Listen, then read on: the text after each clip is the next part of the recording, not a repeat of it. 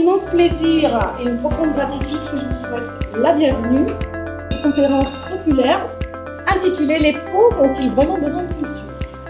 Nous sommes réunis aujourd'hui dans un esprit de partage, de découverte et d'enrichissement mutuel autour de ce sujet qui nous intéresse toutes et tous. Ensemble, faisons de cette conférence un moment inoubliable, porteur de sens et de partage.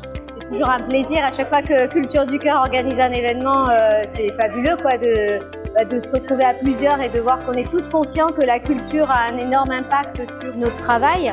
La culture a un rôle à jouer, c'est un vecteur hyper important pour l'inclusion sociale. En fait, c'est un travail qu'on fait avec d'autres associations pour pouvoir faire remonter notamment au ministère de la Culture qui a des besoins financiers importants et qui a un effort à faire pour pouvoir permettre toutes ces actions.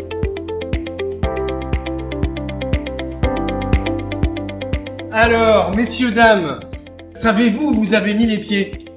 Ce que c'est que cette affaire de conférence populaire. Le pari de la journée, c'est de se dire, on peut se fabriquer une conférence sur un sujet délicat et on peut se la fabriquer nous-mêmes parce qu'on a de la ressource.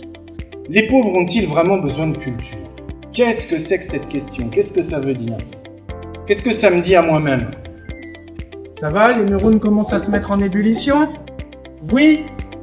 Alors je vais vous demander de formuler une question prioritaire, celle à laquelle il faut s'attaquer aujourd'hui.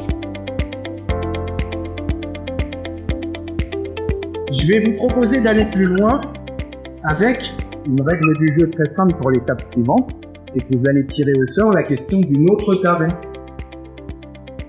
Je vais passer parmi vous.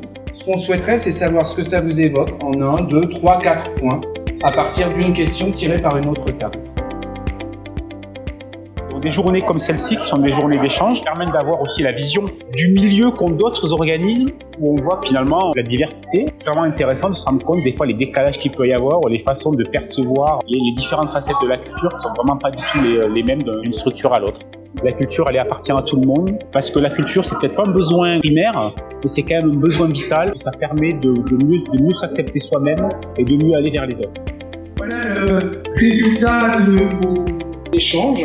Ce que je vais vous demander, c'est d'avoir une personne, chaque table, qui vienne lire à haute voix pour les autres tables.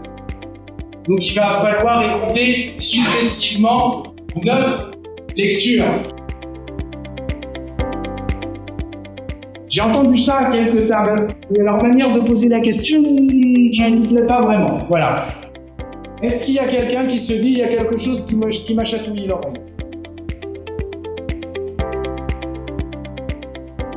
Notez sur un papier si vous avez une proposition pour vous-même, une proposition pour Culture du Cœur, et vous me les donnerez et je les lirai à haute voix.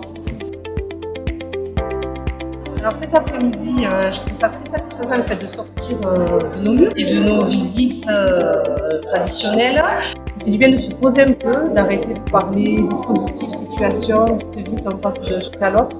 On nous aide à nous poser les bonnes questions avec différents partenaires. C'est pas entre nous, c'est entre personnes intéressées par la culture. Alors que dans le reste, des fois, on est un peu les mains liées et là, on a quelque chose à faire.